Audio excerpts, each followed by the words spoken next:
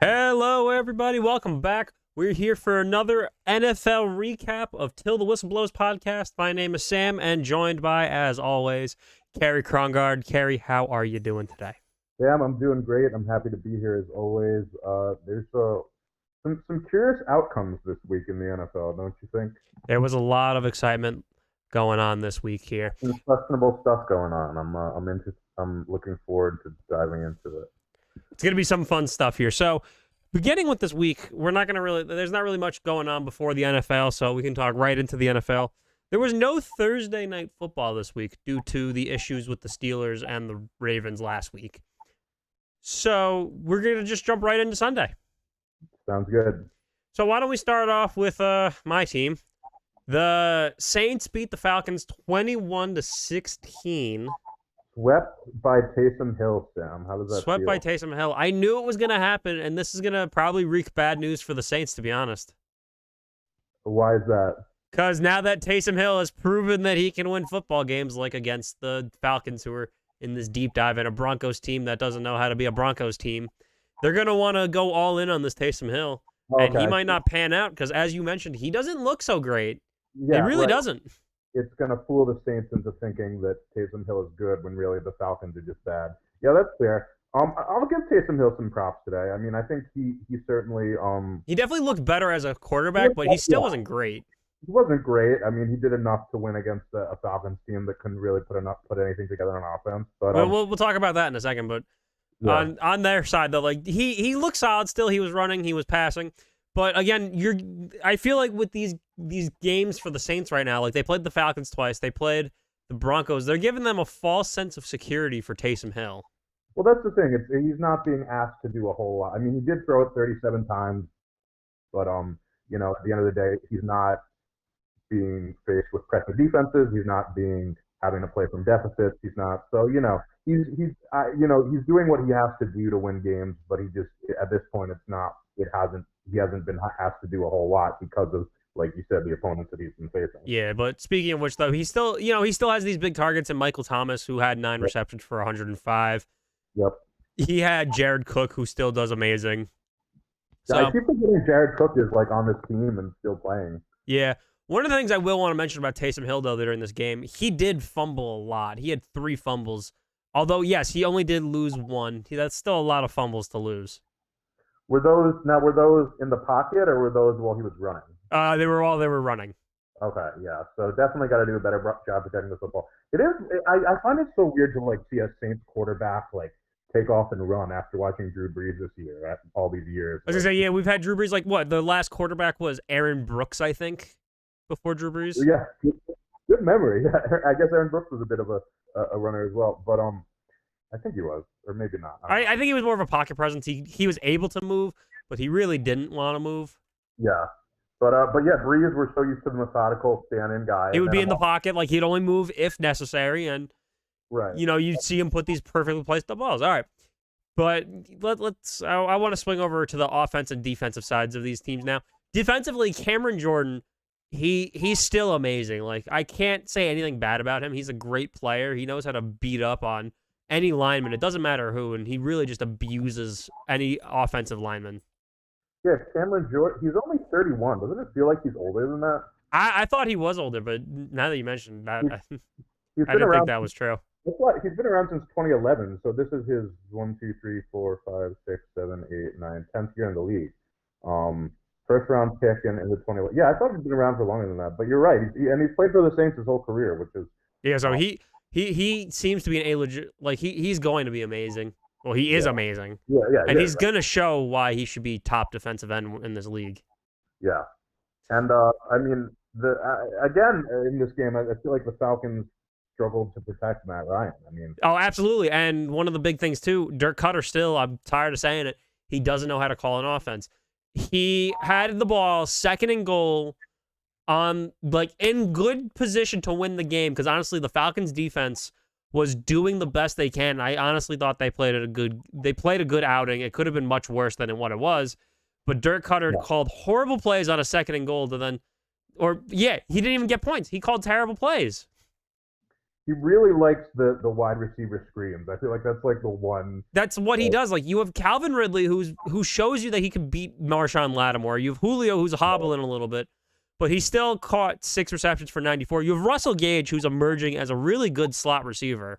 Right. And you have Hayden Hurst, like this tight end that we thought was going to do nothing, but actually is really showing up this year. Like, I don't know what they're doing. Like, I understand why not running the ball, though, because Todd Gurley, this game looked terrible for him. Yeah. Ito Smith and Brian Hill really were not doing so hot. They're okay. I mean, yeah. So I get why you're passing, but like you really picked really bad places, like for like what Matt Ryan should have been doing. And it doesn't feel. I mean, it's Dirk Cutter's second run on the Falcons, and it doesn't feel like they're running the same offense they were when he was first there. So it seems like they're sort of, because they didn't want to, totally start from zero with Matt Ryan in terms of the verbiage, So I was looking up a report too. The Falcons wanted Gary Kubiak as the OC, but Denver wouldn't let them interview with Kubiak at the time, so they panicked and hired Cutter, which is stupid. It's so they need to be more creative with it. I mean, we talked about this last week with I can't keep saying that Dirk Cutter needs to go. This is going to be painful to keep saying. I mean, on the Falcons side, it's sad to see when you have generational talents at quarterback and wide receiver kind of going to waste here. I mean, this offense, it was a close game at half, but they kept kicking field goals. This is why Younghoe Koo is the MVP of the season. Right, Matt Ryan was 19 of 39, and again, it seems like they had trouble protecting him. I mean, what do you make of this offensive performance? The line is unfortunately, like, they're deteriorating this line. Yeah. Like, Jake Matthews is not what he was. He really didn't pan out to what he was supposed to be. Yeah. Alex Mack is becoming, he's aging. He's not going to be able to hold up. And then, like, you got a bunch of other guys that couldn't really make it on these teams. And you got Chris Lindstrom and some other guy, I forgot his name, who are rookies basically on this line. So they still have to develop too. Yeah, I'm wondering if you should try to coax Dante Scarnecchia out of retirement, the former Patriots offensive line coach, because he's kind of the GOAT when it comes to it might be like get him, like anyone, like, but honestly the whole problem, it seems like, yes, the defense have their issues, but they at least did their part for what they could have done. It's really on the offense right now. It is. I mean, like you said, the scheme is stale. They don't really know what they want to do. The players the star players get injured. The signing, you have Julio injured, you have Todd Gurley who's old, and then you have these people. Todd Gurley's not even that old. I think, what is he? Well, he's past his prime, I guess. I was gonna say he had that weird injury that he had in LA, and it's like, yes, honestly he wasn't a bad pickup for the Falcons, but you had to kind of compliment him with someone. He cannot take the runs by himself. He looks like he's like 35 or something because he's so past his prime. And then you have people on the line who, like you said, just aren't playing up to their potential. They're not, no, and that's the problem. So altogether, it's just and again, it's tough because you look at the numbers and you think like Matt Ryan's regressing, but then when you watch the highlights, it's just like, hold on, they just can't block. I mean, he's literally everyone who's saying like Matt Ryan's done, it's like, no, he's not. He's looking at the floor. If Tom Brady was on the floor every drive, he wouldn't be as good as he was. Yeah, I'm gonna see if I can pull up offensive line rankings here, because they're probably one of the worst, to be honest. Like, it's like Chris Lindstrom, I know, is one. Oh, I'm going to the depth chart for these guys. Their starting line is Jake Matthews, Justin McCrary, Alex Mack. They have Chris Lindstrom and Caleb McGarry. These are very young guys. Right. And then Alex Mack. Right. And then Matt Hennessy, who was supposed to be Alex Mack's replacement when he decides to retire. I'm trying to let's see, offensive line. Yeah, so Football Outsiders has made this stuff paywall now, so I can't. That's fine. But this team is just not. It's not looking well. Like, honestly, like, the defense is coming up. They're doing what they're supposed to do. But, like, honestly, I feel like the best form of the team right now is the special teams, and that's not saying much. It's not. It's sad. I mean, it's just sad to see them waste Matt Ryan's prime. They're wasting it. But you know what? What's good about this is you're seeing the progression of rookie AJ Terrell. You see Right. Fusaid Aluakhan become the linebacker like that we weren't expecting. Yeah. Deion Jones is still playing at the top level. Keanu Neal is showing that he could stay healthy and that he would be worth sticking around. Yeah. Ricardo Allen, he's the big one that I feel like is also kind of popping up out of nowhere. Like he's supposed to be replacing Thomas Deku Hmm. when he came in, and honestly, like what he's doing, like he came big in during that Super Bowl run, and now that he's like where he is now, like he's showing that he could be the real leader of the secondary. Yeah, they're certainly improving from where they were at the start of the season, but they were so bad. It's all too little too late, unfortunately. By it. Yeah, the one thing I'll say about the Saints here is I wish they could. For 2 years in a row now, they've had to play with backup quarterbacks. Teddy Bridgewater last year and Taysom Hill this year, and both of those guys are pretty limited. And they seem to have discovered how to play defense with these guys. I wish they would like play that kind of defense with Drew Brees. Yeah, it would have been nice. It seems like they always start the year with a couple of just really bad defensive performances, and then they kind of if they could learn how to play this kind of defense with Drew Brees on the field, they would be a contender. But still a good win for they just want to hang on to this one seed until Drew gets back, and then yeah, they already clinched the playoff spot with because the next game we're about to talk about is what helped them do it. Yeah, so it's good for them, and then whether or not Taysom Hill's the guy, we can talk about that this offseason. I think very certainly. That's going to be definitely a question. Honestly, even being a Falcons fan, the Saints are supposed to be my bitter rivals. I love Drew Brees. I really hope he. I wish him the best here. And he's one of the best quarterbacks to ever play the game, and yeah, he's just kind of been screwed over in the postseason time and time again. I mean, oh yeah, absolutely by the Vikings. It's kind of Sean Payton's MO, and again, nothing against Sean Payton, but he coaches offense and he's terrible at coaching defense. It's sort of, I mean, the one year Drew won his Super Bowl was like they weren't great from a yards perspective, but they got a lot of takeaways. But like, yeah, they got the big stuff. Also, Bountygate, I guess, kind of.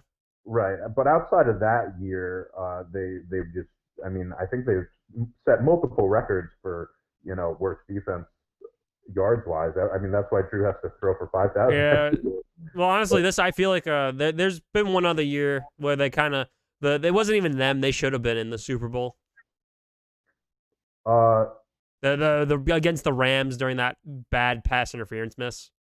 Yeah, we were so close to a Patrick Mahomes Drew Brees shootout Super Bowl. It was Tom Brady. Instead, we got the 13-10 game. Which, we were so close. It wasn't even 10. It was 13-3. 13-3. Excuse me. You're right. They didn't even score a touchdown. Yeah.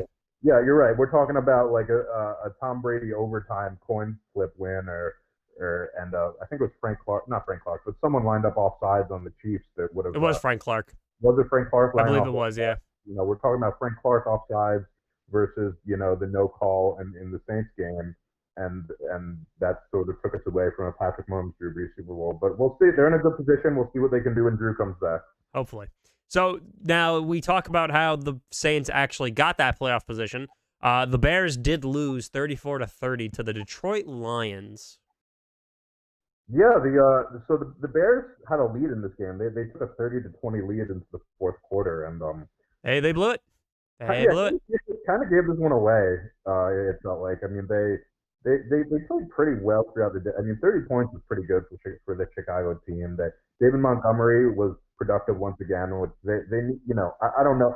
It is probably the end for this coaching staff, but regardless. Yeah, Matt Nagy's probably out. Mitchell Trubisky's probably out. Nick Foles is probably gone.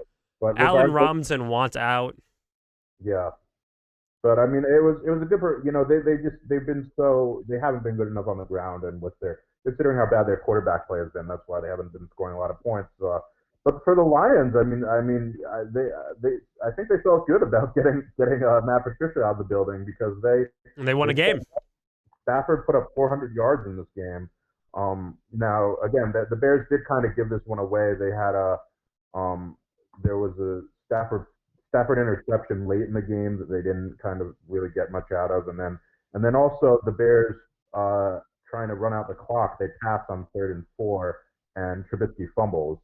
Now the pass there is because Detroit has timeout, so it wouldn't have taken any time off the clock. But when you have a bad quarterback, I'd think twice about doing that. And Trubisky fumbles, and I don't remember if they ran it back, if they ran it most of the way, but yeah, good. I honestly don't think that Detroit would have won this game if Patricia was coaching. I think that No, they easily wouldn't have. Matt Nagy would have gotten a win, and that would have shown false security for the Bears.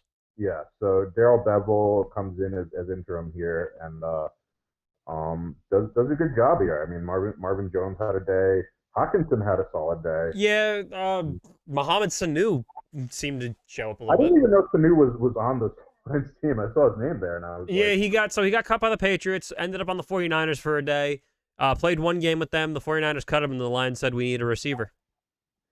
and then Quintus Cephas, out of interesting name there, out of Wisconsin, gets a touchdown as well. So Yeah, very, you know, very interesting. Adrian Peterson seemed like he had some good touches as well, since DeAndre Swift is still out. Peterson got so yeah, again, it's sort of you make it's like the Falcons, like you had a good quarterback and it hasn't been good coaching, but you make the right hire for this team, and maybe you can it's like there's certainly potential there. Yeah, And hopefully, honestly, Detroit just needs to make the right hire this offseason. yeah, and I know they a bunch of people signed an open letter asking for them to hire Robert Saleh, so we'll see how that Oh, goes. Saleh from the 49ers. Yeah, a bunch. I think I don't know if it was a Detroit newspaper or columnist, but a bunch of people signed this open letter asking them to go for Robert Saleh. So We'll see what happens. Other than that, they also Bears also gave some carries to Cordero Patterson in this game, which paid off. Yeah, I mean, he technically is. I don't know what his position is, but I think he's a running back because when he was in New England, that was his main position. But when he was in Minnesota, he was a wide receiver. Right, he came out as a wide receiver, and then now he's sort of like a kick returner and like sort of running back too, I guess. Yeah, very interesting. But it's good to get him. I mean, I thought the Bears called a better game in this one, just in terms of. They did, and then they blew it because they're the Bears. Right. Yeah. Right. Well, yeah, they did. Well, since we keep constantly always talking about the bad teams playing games, why don't we talk about two good teams that played a game? Let's do it. The Cleveland Browns shocked the world. Sorry. This was really. They shocked the world against the Tennessee Titans. This was really surprising. It was 41-35, but it was not that close. I mean, I think they were up 38-7 by half. Baker Mayfield had 4 touchdowns in that first half. It was crazy. It was. I mean, the Tennessee Titans. It was really disappointing for a team that we're finally starting to believe in here. That I really thought would make easy work of the Browns. We're worried about the Browns. We were worried about because they were having struggles with the Jaguars, but now they come out. They beat a team that destroyed the number 1 defense, but then they show that all right, our defense might be better because they stuffed Derrick Henry. Well, that's the thing. I mean, Derrick Henry. I think he had a fumble early on. Yeah, it was an uncharacteristic day for Henry, and yeah, he had a fumble. AJ Brown had a fumble. And I said he just was 15 carries for 60 yards. He finally broke that insane streak of 100+ rushing yards. And I said this last week, and I guess the Browns were listening. If you want to beat the Titans, you have to make them play from behind. And boy, were they playing from behind. They were down. They were down big. They almost, honestly, they put up 14 in the third. I thought they were going to start making some moves, but then they kind of slowed down and did nothing until the end of the fourth quarter. So I was like, all right, this game's over. Yeah, and it wasn't the Browns went for it late on 4th down with less than a minute left, and I believe it was picked off or there was some sort of return, and that gave the. I was gonna say Baker didn't throw any interceptions, so it was probably something had to have happened. Yeah, it was a turnover on downs, and the Titans got a short field and cut it from 41-28 to 41-35, but yeah, that was a garbage time touchdown. Crazy game. I mean, Corey Davis went off. Just for everyone that reminding he's still there. It's not just the AJ Brown show. But the Browns, I mean, Baker Mayfield is so streaky. I mean, oh, absolutely. And you know what? Last week I was talking about how he missed open passes. This week he didn't miss. He really didn't miss any. This might have been the best game of his career. I mean, he was 25 of 33 for 334 and 4 touchdowns. Yeah, there was reports even saying that if Baker lost this game, that they thought that the Browns were gonna start shopping for a new quarterback. Really? Yeah, but honestly, there's no point. He showed that he wants it. Yeah, I mean, maybe again, he's always been a guy that has to play with a chip on his shoulder, so maybe it was just that. And then, similar to the Titans, we talked about last week how the Titans, they get a lead, they're hard to stop. Same with the Browns. I mean, once you get that lead and turn it over to Nick Chubb, no stopping him. Nick Chubb had a day. He had a day. He had 80 yards. Like Yeah. that's pretty good. We know they can run the ball. That's the thing. So if you combine the running game with this passing game, and this is now the Browns at 9-3. This is now historic for them, considering how bad. I think this is their This is best. actually their first winning season since 2007. Pretty amazing. And do they have a playoff berth or not? Or not No, yet? there no one but the Saints and the Steelers, I think, clinched. Okay. Okay, got it. But yeah, no, this is a special win for them. Congratulations to them. And I don't know. I think I think that Baker Mayfield was just happy to not have to play in a monsoon for the first time. Yeah, he had clear weather for once because I feel like he's been playing in such bad weather Yeah, recently. they've had some really bad weather. So good one for that. The Titans defense. I mean, you have to be concerned for them after watching this game. Yeah, well, we were concerned about them when they lost to the Bengals too, but they seemed to turn it around and did go on a bit of a streak there. So we'll have to see what they do with this loss. It's not a good. I mean, this again, like you said, shocked the football world. I was really this is probably one of the more surprising outcomes of the week. And again, congratulations to the Browns, but very very disappointing for the Titans here to see them just. I mean, I think they were down 17-0 after the first quarter. I mean, they were just. It was 10-0 actually in the first. It was a I'm 10. looking at the box score right now. All that. But the Browns just took it to them. I mean, They really just they ran it. They did what they needed to do, and they beat this Tennessee team that no one really was expecting to do what they're doing this year. And then it's just to then beat the unexpected. Yeah, That's impressive. It's a tough loss. It's a bad loss for the Browns, for the Titans. I mean, their schedule is manageable here.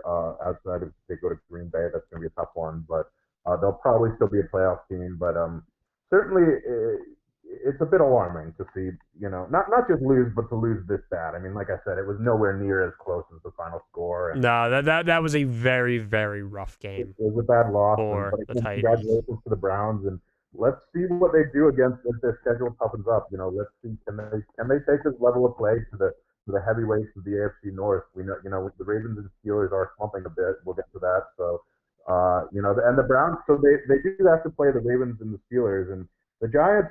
Giants defense been playing well. The Jets that should be a win. So let's see what they do for the rest of the season. I mean, Baker Mayfield has. Let's be real. This is a bit of an outlier here, but from the Browns team as a whole, this is really it's looking like a really great hire, Kevin Stefanski. He's done a phenomenal job. I mean, they've been a pretty high scoring offense. They're running the ball really well. I mean, like you said, this is just it's not what we've seen from what has historically been a really losing franchise, and they're 9-3 on the year.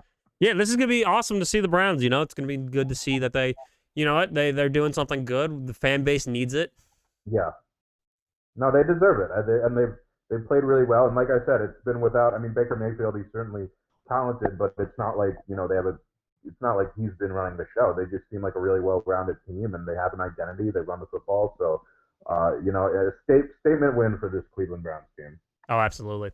Why don't we move on to their AFC North rival, also in Ohio? I feel like we're not gonna really cover this one too much because this was a boring ass game. The Bengals lost to the Dolphins 19-7. Yeah, same old for the Bengals. They're Brandon Allen's not the guy. They figured it out. Zach Taylor took him out. Ryan Finley came in. and their line is really struggling. I mean, I think we knew it was struggling with Joe Burrow, but Joe Burrow is so good that He was able to keep it alive, but honestly, that line caught up to him where he torn everything in his leg. Gio Bernard, Samaje Perine, they couldn't run the ball. You can't run the ball behind this offensive line. So You couldn't really pass the ball behind the line either. Yeah, we can't get past it either. The Dolphins, I mean, they have a very clear identity under Tua, and that is, the quick passing game. Oh, yeah, absolutely. They don't want him to really hold it too long right now. I think Chan Gailey's doing a great job. I mean, I think that is a great mix of quarterback and offensive coordinator. I think Chan Gailey's doing a really good job of defining the reads for Tua, allowing him to get the ball out. Because that's who he is. He's a point guard, right? He's not a. He likes to move the ball. He doesn't want to hold it. Right. So I think, good game planning on their part to kind of protect the younger quarterback. And as Tua gets more experience, we'll see him kind of get better at progression reading. But as a rookie, who didn't even start the beginning of the year, right now you want the ball out of his hands. And then Myles Gaskin had 21 carries. So solid. I mean, this Dolphins team reminds me a bit of the early Tom Brady teams back in the early 2000s, where it was big special teams, big defense, and sort of like ball control passing game, right? Yeah, no, definitely. So, again, solid win. It wasn't a dominant win by any means, but it's a win's a win, and again, 8-4 on the year. Another like the Browns, another team that has struggled in the past, but is looking like They're looking a little better. This rebuild that they were supposed to be going through, I thought this would take a little longer, but it's definitely a big turnaround for these Dolphins. Yeah, after early last year, you're thinking this was a 5-year project, but it's happened quickly, and even with both Fitzpatrick and Tua, they seem to be able to win games, and it's about building a team. You can't just rely on the quarterback. It's about getting the right coaching staff. It's about having an identity on offense and on your team. And with the Dolphins and the Browns, we're seeing both of those things. So, again, not a crazy win by any means, but they're winning games, and they're doing it in, they're doing it their style, their way.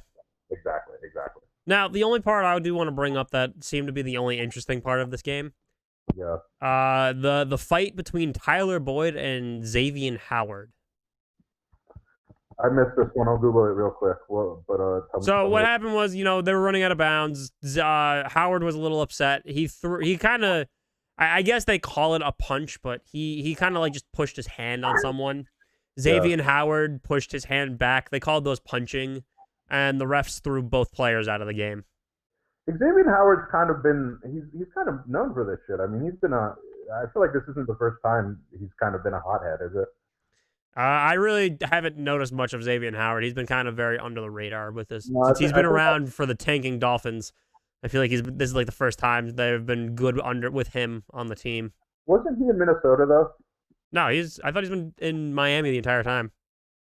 Maybe I'm mixing him up with He was drafted in 2016 and has been there since. Who am I mixing? Let's see. Oh, yeah, you're right. Who am I mixing him up with, then? I don't actually know. Are you thinking? I mean, Byron Jones is on the team. Xavier Rhodes, maybe. Maybe Xavier Rhodes. It was a similar name. You'll forgive me. That's fine. Yeah, I'm looking at the fight here. So Boyd, Boyd, they get the push, and Boyd pushes back, and I don't see a punch. Yeah, that's the thing. They said it was a punch, and it really wasn't. I don't know. Yeah, it's just a push. Yeah, but they pushed. They pushed both. They ejected both men out of the game, so there's not much we can say about it. That's a little weird, but yeah, it's whatever. Now, did Brandon Allen? So I see Ryan Finley got back in the game. Did Allen get benched, or was he just hurt? He got benched.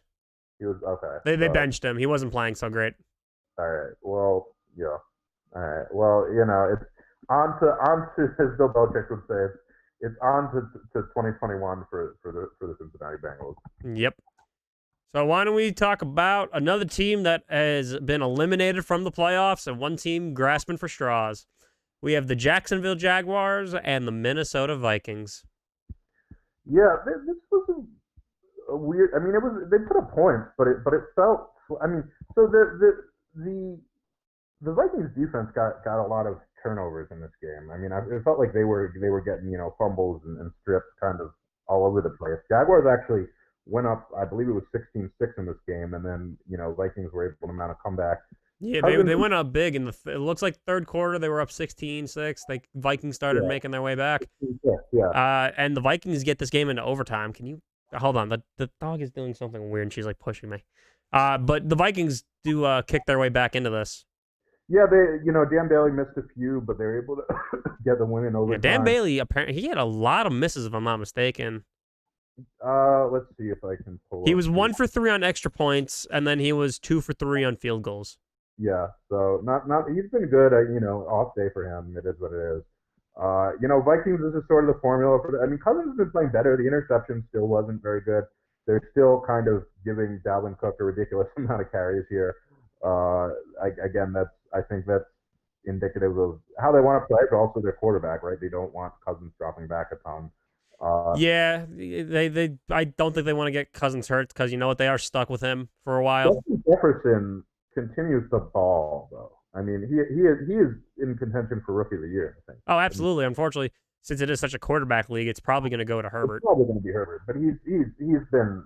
I mean, I think they said during the broadcast he was closing in on some of Randy Moss's records. Yeah, he definitely. I believe he is. Pretty crazy for a team in Minnesota that you don't really think of as a big through the air team, but he's been phenomenal for them. And there was a bit. He played so much of a slot in LSU that there was a question whether he could play on the outside, and I think he's proven that he can do it. More than been answered. On the Jaguar side here, Glennon retired? It's funny seeing Glennon because I feel like I hadn't seen him in years. No, he's been a journeyman backup too, but he might have set that. Hold on, I can let you know. Yeah. So he was in Tampa for his first 3 years. Then he went to Chicago.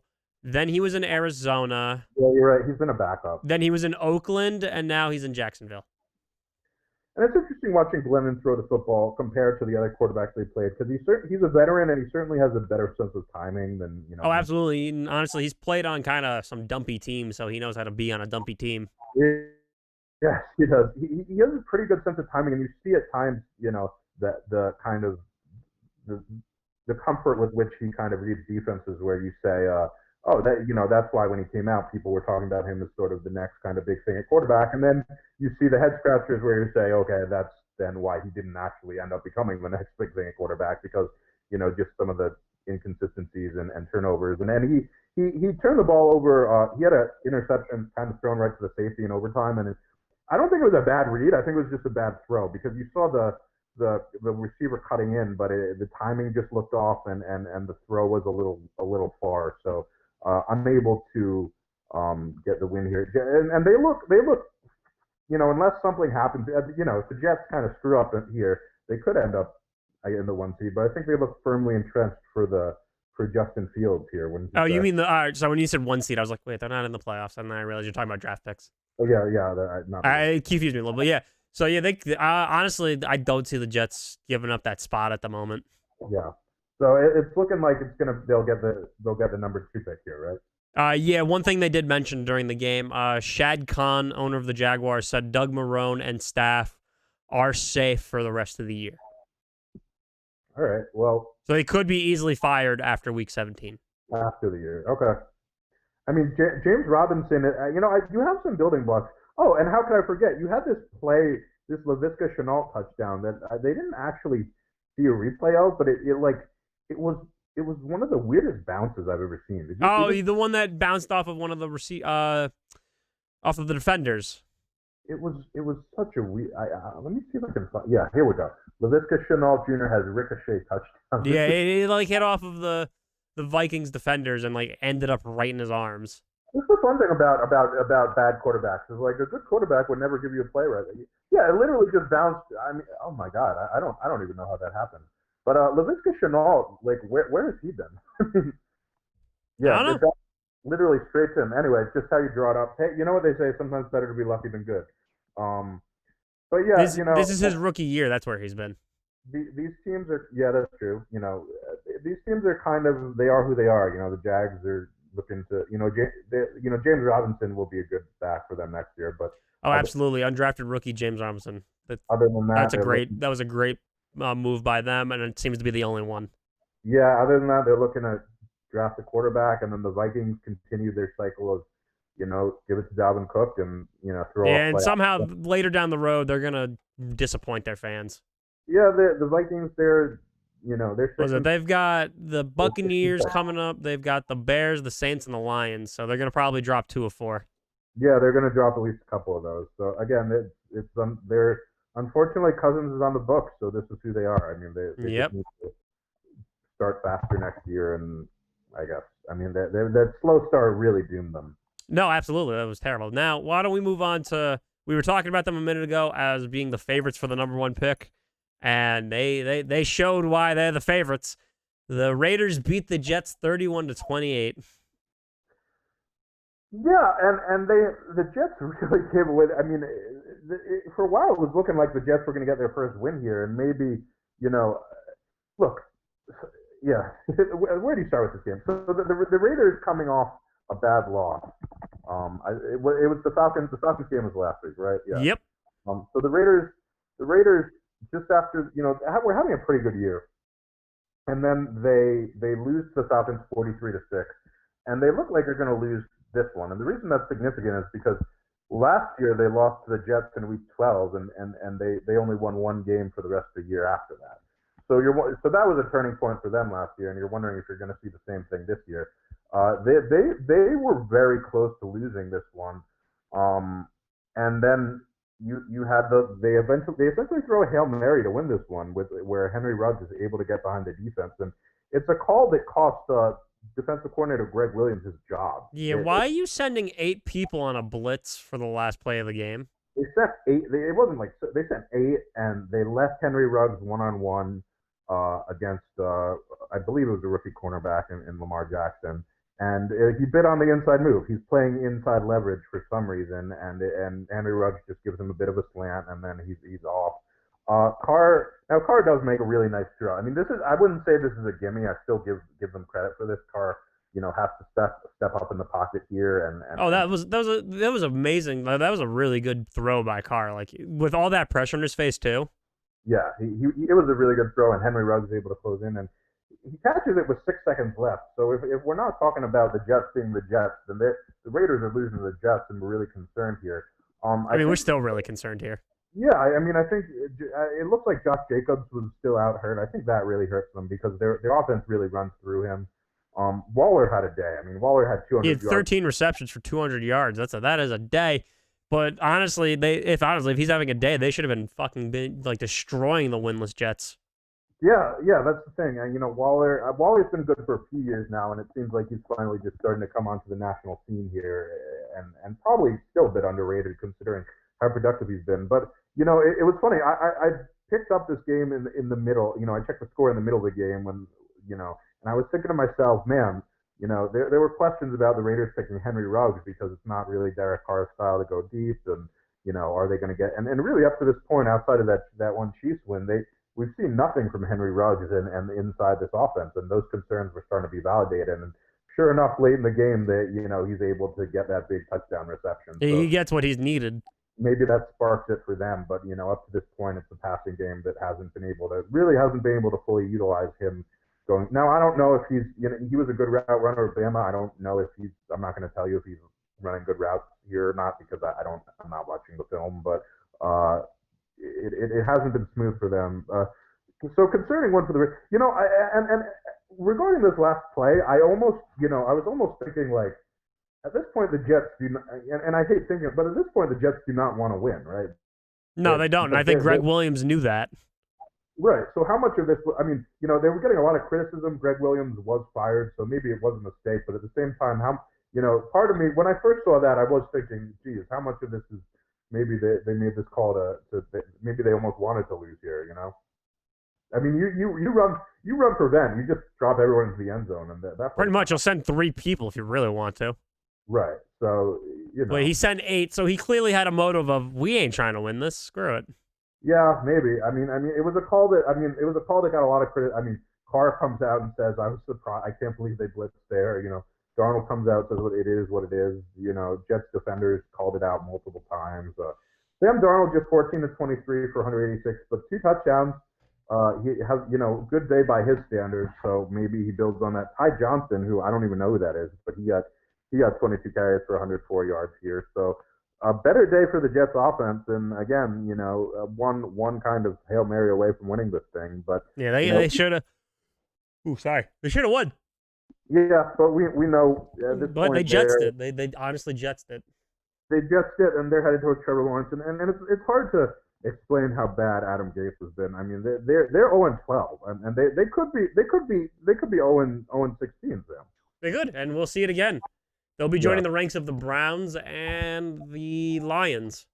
No, I mean, again, it's just pathetic that Adam Gase was even hired in the first place. I mean, when you talk about like sort of affirmative action in the NFL and guys, I mean, his opening game interview should have been like a heads up sign, like, "Wow, we made a bad choice." Yeah, and he was fired for being terrible. It's sad. It's sad. I mean, they've essentially ruined Sam Darnold's career. He's kind of at the point where they took a promising young quarterback, and all of a sudden everyone thinks he's a bust. So he's going to become a journeyman backup. Yeah, it's unfortunately we talk about teams that are bad organizations that are turning it around in the Browns and in the Dolphins. Here's a bad organization that shows why they were a bad organization. Continues to just be really bad, and you feel bad for the Jets fans. You know what? Poor Darnold. Hopefully he gets out of there. Yeah, he will. And it'll be interesting. Maybe he sits for a year. Maybe someone takes a chance. We'll see. Hopefully. All right, let's move on to the AFC South matchup here. The Colts take on the Texans. Yeah, so it was both teams had a quiet second half. It was a pretty good first half. I think Yeah, it the was, first half everything blew up, and then the second half there was only 2 points scored. yeah, it was weird. It was 24-20, and both offenses were looking good, and then they couldn't do anything. Well, Deshaun Um, Watson didn't even throw a touchdown this one. Their touchdowns came off of a David Johnson run and a Watson run. While for Phil, he threw one to Ty and he threw one to Jonathan Taylor. well, Jonathan Taylor continues to be the bell cow. He was back in this game, and then T.Y. Hilton kind of out of the witness protection program here. I mean, where has he been? That's a name that we haven't heard in a while. Yeah, he doesn't have Andrew Luck throwing him because that's kind of what happened. Was Andrew Yeah, Luck was really the only one that threw to him because Jacoby Brissett really last year didn't really throw to him. Phil's not yeah, really looking his way either. yeah. So I mean, good to see him involved again, and Michael Pittman got in the action as well. He was a really good draft pick. Well, it's been up and down for him. Mo Alley Cox. We'll see how he develops, and the Texans. I didn't. Again, I don't think Deshaun Watson's playing poorly. I mean, like you said, no touchdowns on the day, but He's not poorly, but he's not doing great. Definitely needs once the season's over. Hopefully they'll take their time and make a good hire. I think As much as we love Romeo Cornell, he's not the answer. yeah, I just think he's in a tough situation. I mean, their running game is inconsistent. Their offensive line is inconsistent. I mean, he's kind of a one-man show, and he's still doing what he does, which is kind of hang in the pocket. He's still throwing for 300 plus. He's still completing. Yeah, it's not easy though when you lost Brandon. No, you have Brandon Cooks. You lose your Will Fuller for the year.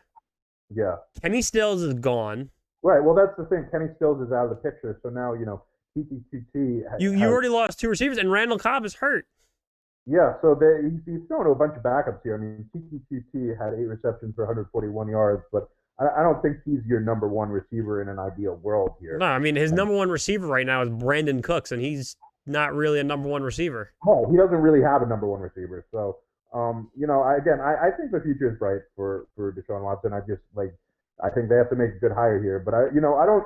I think I've talked about this with the Texans before. AFC South, tight game here. They're 4-8, but I don't think. I think they're a good. I don't think they're like a 4-year rebuilding project. Like I think. No, they get back get like a number one receiver back, get some like defensive upgrades, and they're back in the hunt.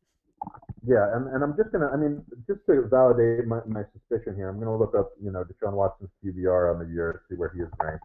His QBR is not. He's ranked ninth in QBR. So that tells you despite I think he's probably having a pretty good year. It's more just kind of everything around him has fallen apart here. I'm now looking at his career stats to see if I can compare his QBR. Yeah, pretty consistent. It's pretty much around what it was last year. So it was 71.2 last year, and it's 72.1 this year.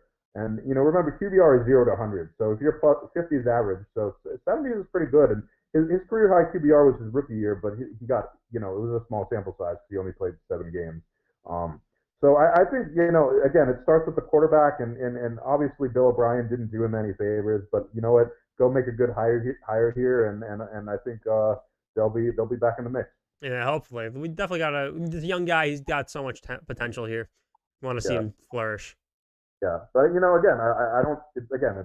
I think if anything, it's been a tough year for him. It's been a test for him, considering the coaching situation and the pieces he's lost on offense. And I think he's responded well. I mean, I think it's not again. It's not. Are they winning a ton of games? No, but it's not like an implosion by any. I mean, this is No, I mean they still won some games. Like they're winning more than we thought they would at this point. It's a 26. It's a 26-20 loss. I mean, that's not. That can be turned around. Right? It's not. It's not like they're getting blown out every week. No, absolutely. So. All right, let's start with those 4 o'clock games here. Your favorite division, since you seem to love them so much, Carey. The NFC West. Yeah. We have the Rams beating the Cardinals 38-28. Honestly, I don't know. Like, as much as I want to say, like, oh, good game by the Rams, it really wasn't. Yeah, so like I said about the NFC West last week, and I think it holds true, is that any team in that division can beat any other team right now. Yeah. It's like the Pac-12. It's just a bunch of average teams that kind of beat up on each other. And I think Arizona they're 500 now, and I think you're kind of concerned. I mean, we were so impressed with them. You Early know, year. in the middle of the season, from starting really from week 7 to week 10, they had that overtime win against the Seahawks. Then they had that 3-point loss against the Dolphins, and then they had that Hail Murray win against the Bills. And then since then, they've They've kind of dropped 3 in a row. they've fallen off on offense. They had that tight loss against Seattle. They had that bad loss in New England, and now this is. I mean, Kyler Murray's struggling. I mean, he threw 3 touchdowns to just 1 interception, but I'm just calculating his yards per attempt right now. It wasn't good. He was 4.4 yards per attempt on the day, 173 yards on 39 attempts. That's not going to get it done. And he threw his interception was bad. I mean, the game was, I think it was a 10-point. No, it wasn't. It might have been a 1-score game. It looks like it was 31-21. Then Murray threw a pick six late in the fourth. Yeah, and then he throws his pick six. It looked like it was thrown straight to the defender.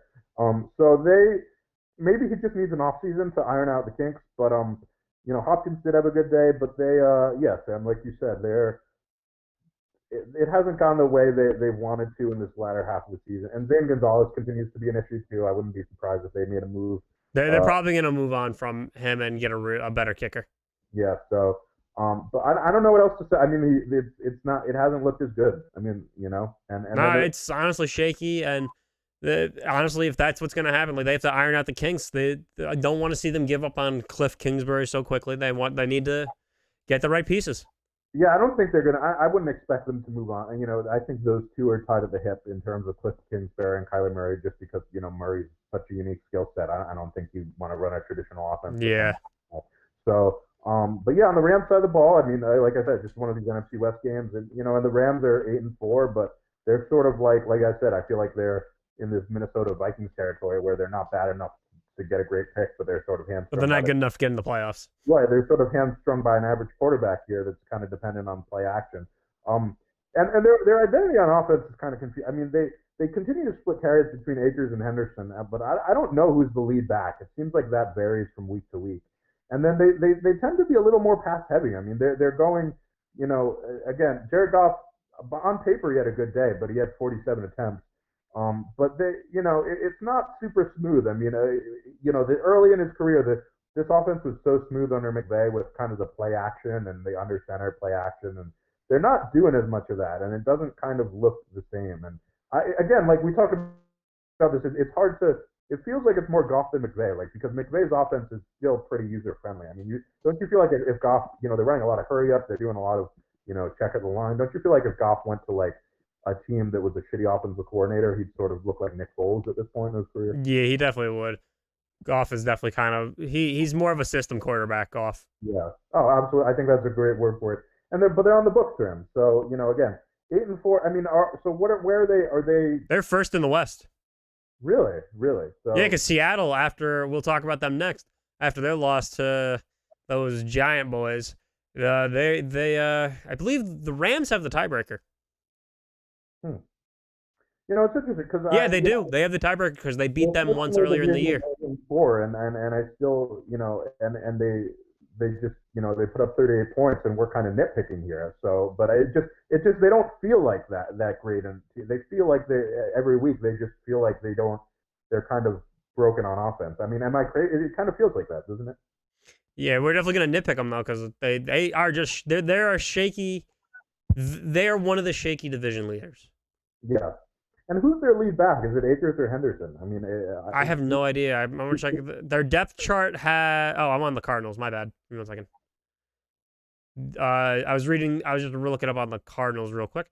The depth chart of the Rams show that Cam Akers is technically the number 1 back.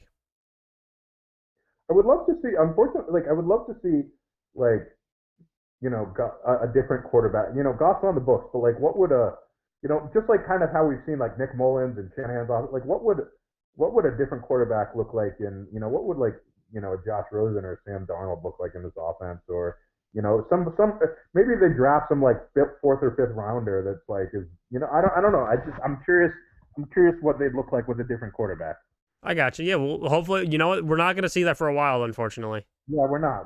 So this is who they are. This is who they are. But I think they're for their limitations at quarterback, I think they're playing well. But again, so many of their wins were like just the NFC East, and it's bad because and again the reason I'm nitpicking is because early on in the season when they started the season, even again in the loss to the Bills, they were really rolling on offense. I mean, their play action game was kind of it was back, but since then they've sort of been inconsistent. They win one, they lose one, they win a few, they lose one. It's sort of been kind of. It's going to be interesting to see what happens in this NFC West going down the stretch. Yeah. So.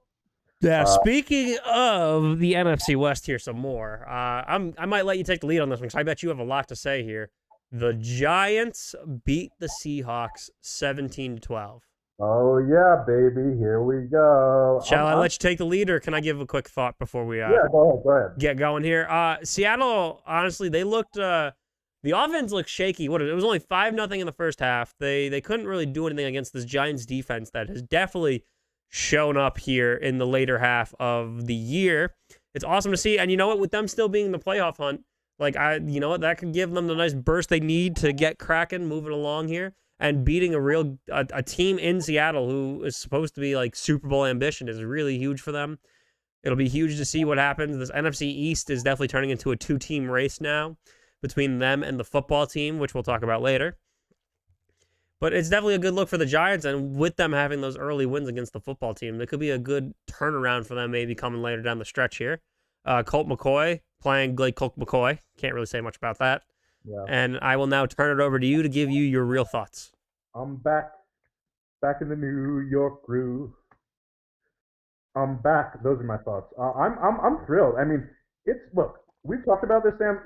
Even without a crowd, it's still hard to go into Seattle and win. I mean, and we know it's a flawed team. We know they have their coaching issues at times in Seattle, but at the end of the day, they're a team that can beat anyone on any given day, and it's tough to win. And to go in and win in this way, 17-12. I mean, it was almost like this is how Seattle used to play in the early years of Russell Wilson, but they'd be on the other side of it. Like they'd be on the other side of those 17-12 wins.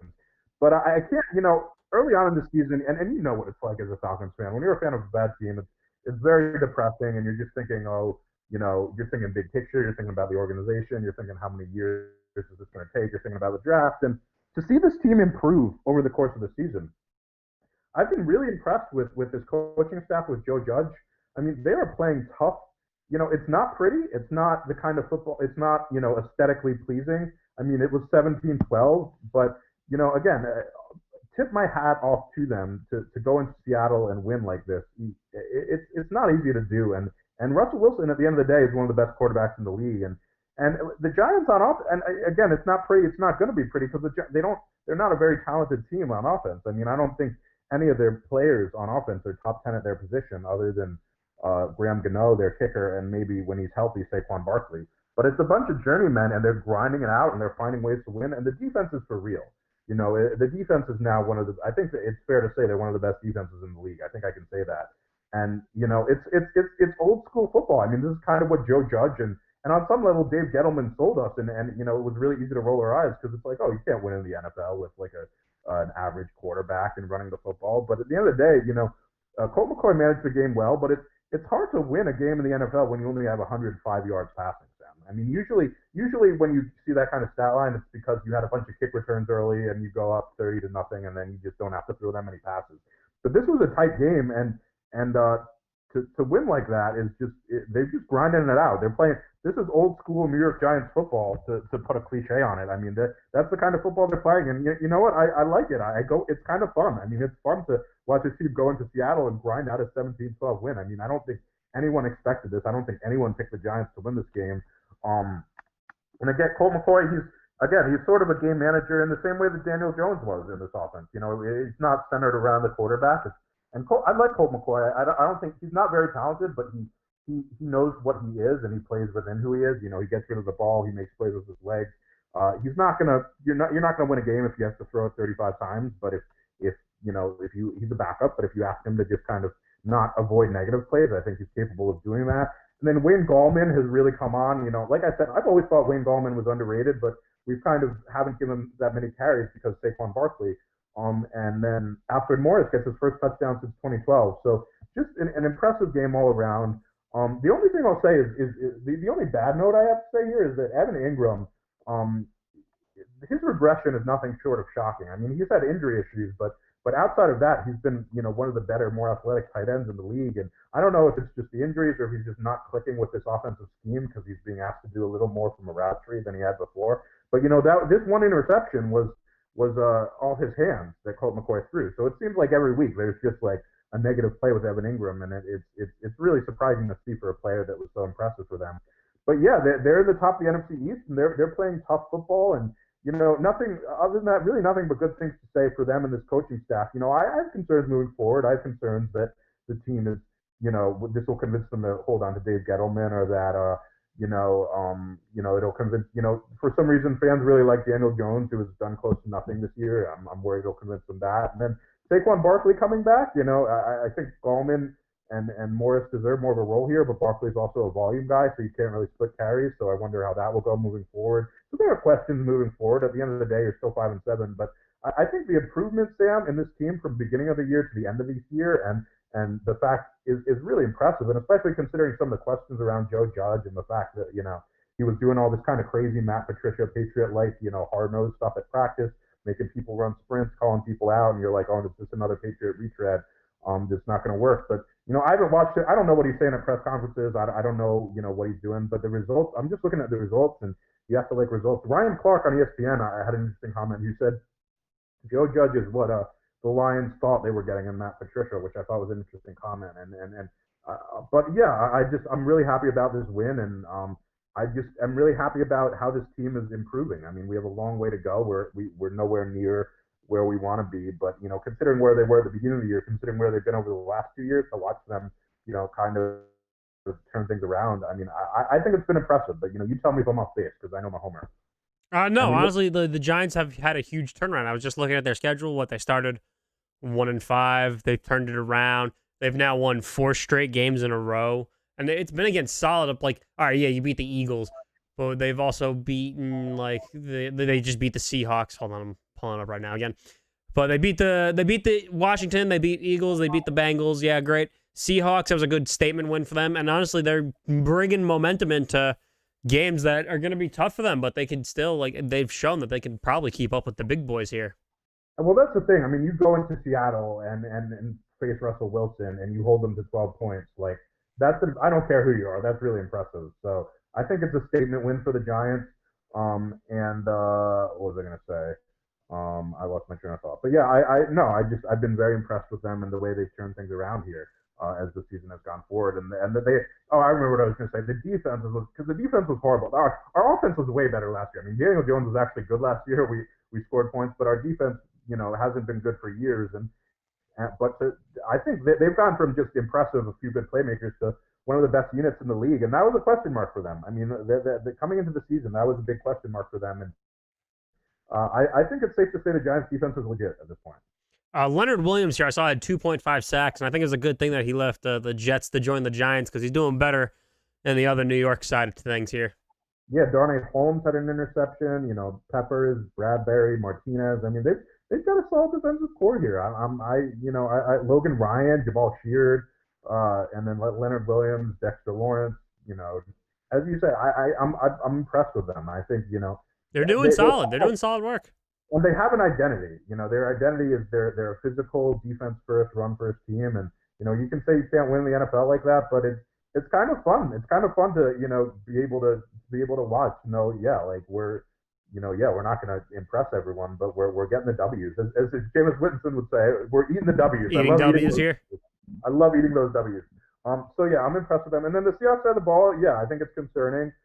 It looks like Russell Wilson was holding onto the ball a lot in this game, and it looked like they didn't blitz him a lot. They did a lot of 4-man rush, and I think that's the right thing to do with Wilson because he's not always a timing guy, and he had one of those games where he just probably held onto the ball a little longer than he should have. It just looked out of sync for the passing game for them, and I credit the Giants defense, and I think it is a little concerning for Seattle, but at the same time, they're a good enough team and a good enough quarterback that I'd expect they can turn it around. It's still a little concerning though. Yeah, I mean it's something to keep an eye on, but I would expect them to bounce back. Now to another NFC East team, the Philadelphia Eagles lost 16-30 to the Packers. And I don't think there's much to say here. The Packers won this game in the first half. Yeah, comfortable win for the Packers. Aaron Jones gets his feet going. I think he's been slowly, getting better each week as He's recovering. As he's recovering from injury, and I think that's a good sign for them. And because I think they're going to need him if they want to make a playoff push. I think they're going to need to run the football. Aaron Rodgers had a comfortable day. I think it's good. I think it's good for Green Bay. They had that Tampa loss. They had that questionable win in Jacksonville. I think it's good for them to kind of stack up these kind of easy wins just to get their confidence going up into the playoffs. I think that's something they need moving forward. They need to just be comfortable. And then the Eagles, yeah, the free fall continues. The offensive line is literal Swiss cheese. I mean, it's been a rough watch if you're a Philadelphia Eagles fan. But I know we've been talking about this throughout the year, and it finally happened. They finally did it. Jalen Hurts came in. And you have no choice. At some point, you can't keep putting Carson Wentz out there when you. Nah, he's going to get murdered.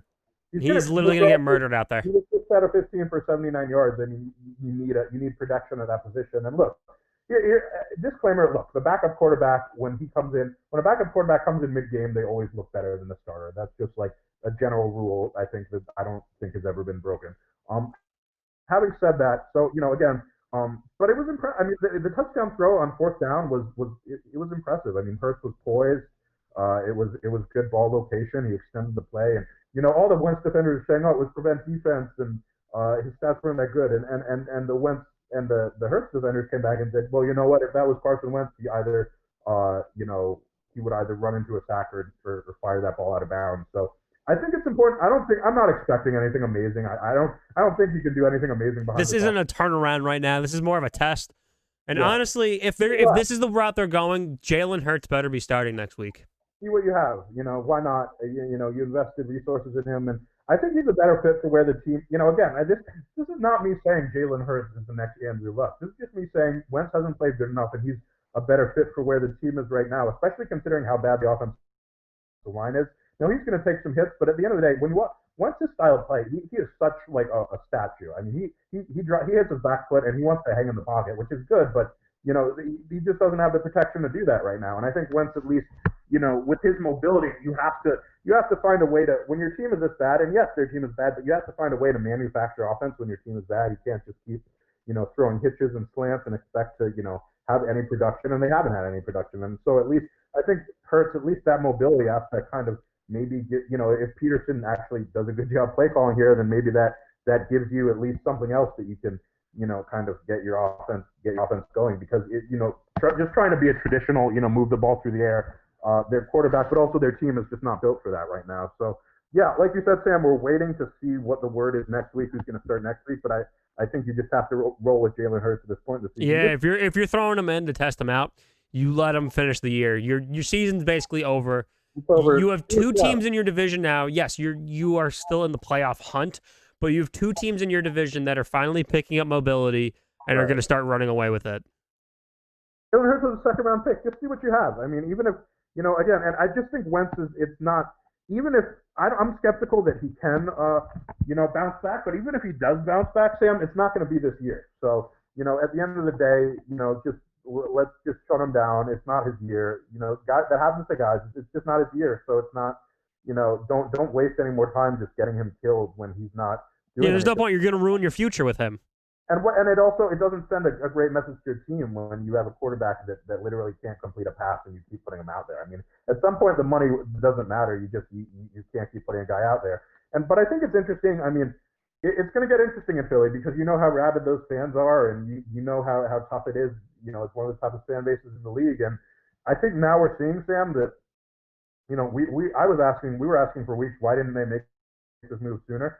And I think what this game showed is it's not because they were worried about Jalen Hurts. I think it's more because they didn't want a quarterback controversy. I think they knew that if they put Hurts in, they'd have a quarterback controversy. Oh, absolutely. And that's what they have now. But at the end of the day, there are worse things than a quarterback controversy. And maybe this is your quarterback of the future. I don't know, probably not. But it's just not Wentz's year, and you're not going to get anything out of continuing to play him.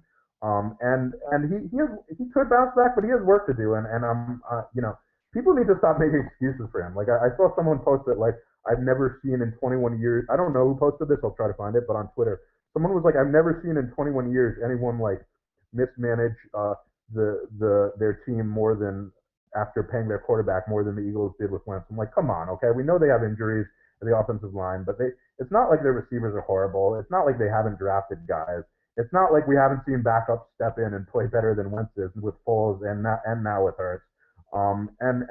He's not playing well at the position. I mean, outside of the pieces around him, he's missing open guys. I mean, he looks like a practice squad player right now. I mean, almost like he's injured. That's how bad he looks. So you can't at some point you have to take responsibility and tell it to Andrew Luck. I mean, Andrew Luck played with a horrible roster for years, and he was always had them in contention.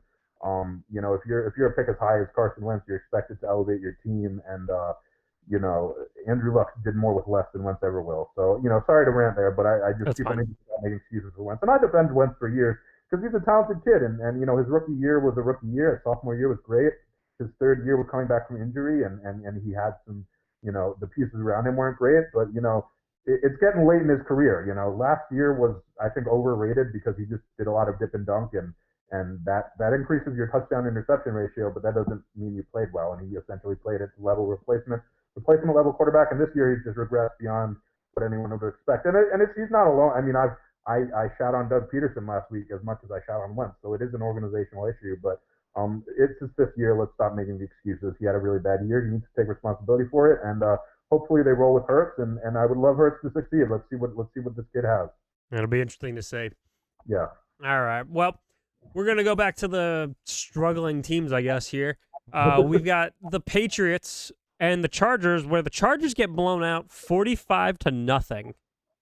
Well, this was there were my two biggest surprises of the week were Browns Titans in this game, and if not for this game, I'm sure the Browns would have been number one. But I think this has got to be the biggest. I'm not surprised, Sam, that the Chargers lost, but I'm surprised they lost 45-0. Yeah, this is a very interesting loss. Like Justin Herbert threw 2 interceptions, no touchdowns. And it's not like they struggled on special teams. They had a block kick. They had a block kick return for a touchdown at the end of the half. Stidham got some playing time because they were up so much. They ran the ball well. Again, Cam Newton only threw for 69 yards. A couple of games this year where Cam Newton's had less than 100 yards and they've won. It's interesting. The Patriots, the Brady-led Patriots were such a precision team, and now the Cam Newton-led Patriots are the opposite of that. They're just like a tough, special teams run the football, team. They're not pretty through the air at all. They don't have the receivers to be pretty through the air. But it was weird. The Chargers let go. They just lost this game really early, and it wasn't that they got burned through the air or the ground. I don't know what happened. They just had some turnovers. They had some interceptions. They had some bad special teams play, and it just spiraled out of control. They get shut out at home, and I know it's not really home, but it's a bad look. I think, Sam, if anything, this kind of seals Anthony Lynn's fate, don't you think? For who? Anthony Lynn? Yeah. Yeah, he's done. He's absolutely. Up to this point, you could say, okay, it's a young team, players like him, blah, blah, blah. But when you get shut out this late in the season by an average New England Patriots team, there's not much more you can say. They continue to struggle in special teams. Michael Badgley was 0 for 2. Chase Winovich had a nice interception in this game out of Michigan. He's definitely an overlooked player in this league. It was just kind of winning, Patriots doing their thing, but they're 6-6 now, and that old sneaky Bill Belichick showed, Sam, he's not quite done yet, I don't think. He's not. I'm just looking this up, too. So Cam Newton only has 5 passing touchdowns. On the year? On the year. That's kind of crazy, isn't it? Yeah, and he only has 2,000 yards passing, and that's a little weird. I think it's a tough situation. I think Cam Newton, and again, I was not a Cam Newton defender in Carolina, but I think look, they don't have any receivers, and their line isn't great, and so he's being asked to do, in the past, Newton, when he's at his best, is a downfield passer. He's a run game guy, play action, deep passer, and they don't have that kind of roster in New England. So he's being asked to be a sustainer, a move the chains kind of guy, and he's not. That's not really who he is. But I give him credit for fighting through it. I think he's been a little better than the numbers. I don't think he's been great, but I just think he's in a team that has a rebuilding mode, and as bad as he's been, I do still think he gives them the best chance to win. I hate to talk intangibles and off the field stuff and all that, but I just think he's in a tough situation and it doesn't really fit his skill set. And but yeah, you're right. I mean, he's 26 in the league in QBR, which is not great. But I have trouble evaluating him in the context of it's a good team, but it's just not a good passing offense. You know what I Yeah, mean? it's not. No, and they're leaning on the rush. They're leaning on the defense, and I mean, they're now 500 on the year from it. So who's their best receiver, Sam? I mean, you can't really say, can you? maybe N'Keal Harry. That's not much. Yeah, and I actually saw a stat that if you compare, I'll see if I can find this because Twitter moves so fast. But it was someone posted a stat that if you compare Cam Newton's last 8 games in New England to Tom Brady's last 8 games in New England, Cam actually has a higher yards per attempt. So, I think Cam is. I think they're a team that's in transition, and I think like you said, they're doing as good as a transition team can do. They're 6-6 on the year. One note about the Patriots, I saw someone tweet that the Patriots played the Jets. Let's see, do they play them week 17? Week 17. They play the Jets week 17. Now, I apologize. I don't usually get conspiratorial unless I'm talking about Bill Belichick because he's the kind of guy that would do this. What are the odds Belichick doesn't blow, but what are the odds he lets the Jets win that game? Because at the end of the day, the person who tweeted this said, Belichick does not want to play in the same division as Trevor Lawrence, right? I mean, so I'm just throwing that out there. You can take it, you can throw it right back, but when that game comes around, I don't, no one wants to see Trevor. No one other, Bill Belichick especially does not want to see Trevor Lawrence on the Jets. But yeah, solid win for the Patriots and the Chargers. Sorry Anthony Lynn, but time for the next coach, right? Yeah, honestly, with what you were just saying though, Yeah. if the Jets beat if there's an opportunity for the Jets to lose the number 1 pick to beat the Patriots, I wouldn't put it past Bill Belichick to take the loss to make sure the Jets don't get it. No, I mean Belichick does all this. Belichick, it's Belichick. I mean, there was a game, and here's the reason I'm conspiratorial. There was a game. Let's see, what year was it? I think it was 2017, where the Patriots. Let me pull this game up real quick. So there was a game. Okay, here it is. 2017. Yeah. So okay. So 2017, the Patriots are on a 1, 2, 3, 4, 5, 6, 7, 8 game winning streak, and they go into Miami with Jay Cutler and Adam Gase. Okay, and they lose that game 20-27, and they go to Pittsburgh the week after. And there was a sorry, I keep going on rants here, but whatever. There was one of my favorite authors tweeted, Belichick is purposely blowing this game so that expectations are low and that he can go into Pittsburgh next week as an underdog and win. And I think, and that's what happens. And it might have been the Jesse James game. Yeah, that was the Jesse James game, I think. The Jesse James game. But in that game, I'm watching that game and I'm thinking to myself, that's just a conspiracy theory. Like, the Dolphins always play the Patriots well, right? It's just one of those games. And I'm thinking that until the Patriots need to recover an onside kick. And Stephen Gostkowski, who, usually does 1 of 2 onside kicks. Most of the time he goes up the middle. Sometimes he does the high bouncer, and he almost always takes his normal steps for it. He doesn't take a short drop. Stephen Gostkowski comes out on the field without a tee, puts the football down horizontally, like on the ground, takes a 2-step drop, doesn't angle himself, just goes straight back, and just like pooches it. He rolls it about 5 yards. and it stops before it goes 10 yards. And I look at myself and I say, there's no way that is a legitimate onside kick that the Patriots were trying to recover. So at that point I'm saying maybe the Patriots were trying to lose to the Dolphins. So my point, I don't know if you remember that game, but my point is I wouldn't put it past Belichick is all I'm saying. I don't put anything past him. No, nothing. All right, so why don't we move on to Sunday Night Football here? The Chiefs beat the Broncos 22-16. It's interesting. If it was any other team, I'd be panicked for the Chiefs, and it's not like I think they're a Super Bowl lock here. I think they keep an eye on them. But it's funny how we, judge teams differently. We look at the Rams put up 38 points, and we say, oh, they struggle at quarterback. And with the Chiefs, it's hard to be concerned about them because even when they struggle, they have a quarterback who you trust at any given time, and they can close out the game, right? They can close it out in the 4-minute drill. So even when it's close, it still feels like you still are confident in Patrick Mahomes more than anyone else. The Chiefs 22-16. It was a division game, so anything can happen in a division game. the Broncos played well. They ran the ball well. Melvin Gordon is finding his legs again. They played well on defense, and they had a chance to win this one late. Drew Lock just wasn't able to get it done a couple times, but you can't say they weren't in position to win this one. The Chiefs, even again, I hate this to be the Mahomes. The listeners are probably getting sick of me jacking off Mahomes every week, but You really love jacking him off here.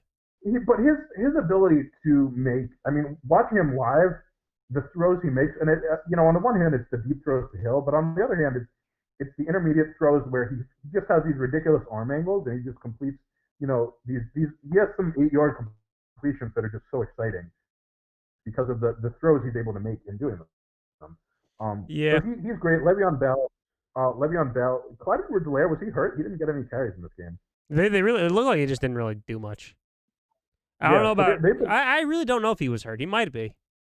They've been more pass early in the season. It was all Clyde Edwards-Helaire, and they've been so pass heavy recently. And again, any other team than the Chiefs, I'd be concerned. The one thing I'll say about the Chiefs and why they're, the reason they're not scoring more in these games is because they're struggling in the red zone and they're having to settle for field goals in the red zone.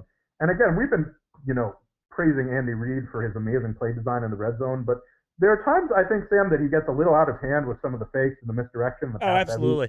And there are times he just has to run the ball or just run a normal play in the red zone. I think he gets in first and goal and he's like, okay, what kind of double reverse play action? He definitely is having way too much fun designing these, and I think he's letting them fly. On some level, I think this is just the fact of Andy Reid.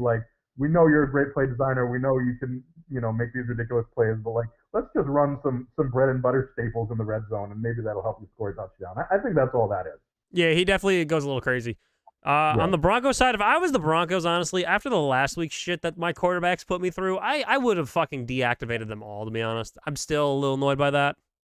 You still I'm still bothered by that they're going to just oh, yeah. No, he fucked your team over last week where they were playing. They honestly could have probably done great if they had Drew Lock there from what it looks like from this game, too. He comes back and, puts up, is putting up a good fight against this Chiefs team. If they had him last week against the Saints, we would have been saying something different. But, he completely fucked his team right there. And I'd still be pretty pissed at him about that. With Denver, it's definitely a better, who's the coach here? Vic Fangio. Vic Fangio. So we'll see if he survives this season. They've definitely looked better in recent weeks. Absolutely. After the Falcons game, they've something in their heads seems to have turned, and they just kind of look a little better. Yeah, their defense is playing better, and they're running the football better. Melvin Gordon, after doing nothing early in the year, seems to be finding his legs. Whether or not this was a result of it just being a division game, we'll see next week. But I certainly think there's improvement this year, and I think most people are ready to give up on Locke.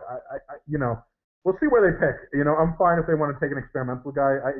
I think, unfortunately, you have to give him one more year just because of the talent. Well, all right. Speaking as the not pissed at him from what he did last week, yes, he's going to need more time to figure out what he is. Yeah. But he needs to be on a tightrope right now. Because if he screws up one more time, I would absolutely be done with him. I agree. And this is right coming out of Missouri, he wasn't. Remember, coming out of Missouri, I believe he was a second-round pick.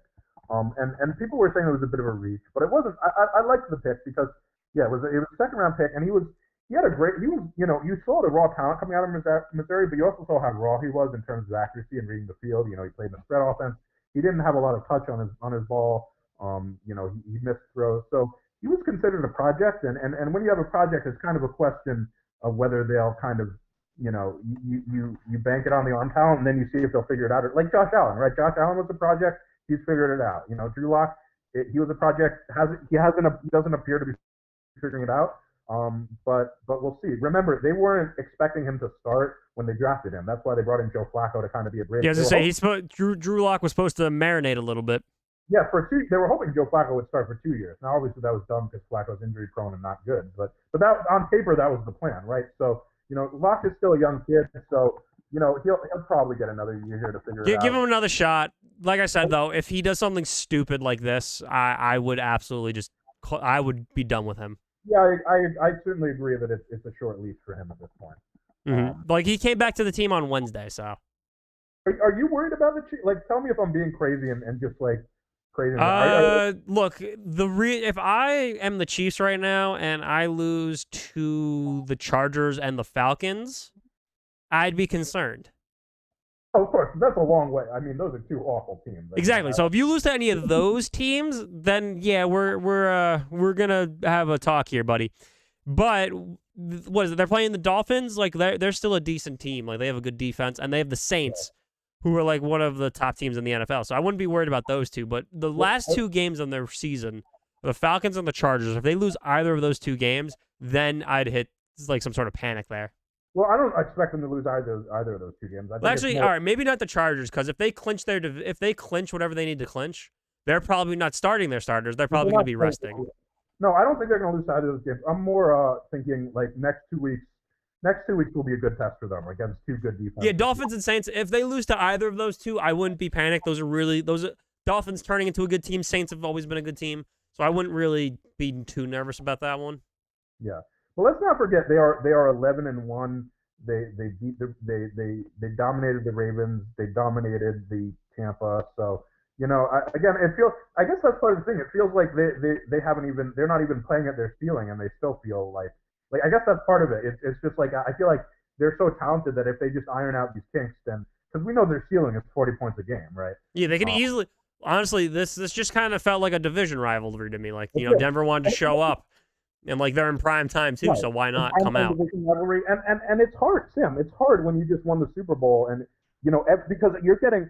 I think you're getting every team's best shot when you are the defending Super Bowl champion. So it's hard. So the fact that they're 11-1, I don't know. Maybe I'm making excuses, but I tip my cap to them. I think, I understand if keep an eye on them, but I think they're grinding games out. They're finding different ways to win. But at the end of the day, they have the players and the scheme and the coaches to win. And I just feel like no one wants to play these guys in the playoffs, right? No, no one wants to see them because we know what Patrick Mahomes can do. Yeah, at the end of the day, any given day, right? So no one wants to play these guys. So again, just iron out that stuff in the red zone. Andy Reid, calm down with some of the trick plays, and I think we'll be good to go. And Yes. who knows? Like maybe playoffs come and they become a running team with Clyde Edwards-Helaire. Like They've changed their scheme easily. So ways they can win. It's not. People were concerned about Pittsburgh because it's like Pittsburgh had one way to win. The Chiefs have like three different ways to win. yeah. So, at the end of the day, I still feel good about them, even though they're probably not playing up to their ceiling right now. All right, yeah. So let's move on to these Monday nights. The last undefeated team finally goes down. The Pittsburgh Steelers have lost to Washington No Name 23-17. The No Name. Yeah, so this was a game that, we saw some of the red flags from Pittsburgh in last week's matchup against the Ravens, where they won 19-7, and if the Ravens probably had any good quarterback play, If they had Lamar Jackson, they probably would have won that one. It might have been 19-14 because of that late touchdown. But the Steelers. Well, first of all, hats off to the football team. They're certainly improving as the year goes on. Well, I'll talk about the Steelers first, actually. Then we'll get to the football team. The Steelers. First of all, look, it's hard to win. It's hard to win every game every week, no matter who you're playing. I mean, the New England Patriots, before they lost to the Giants, there were a lot of games where they almost lost. I was going to say a lot of those games were close games.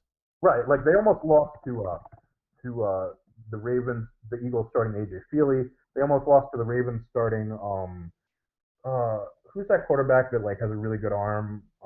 Kyle Bowler. They almost lost to the Jets playing Chad Pennington or whatever. The Jets, they're just being the Jets.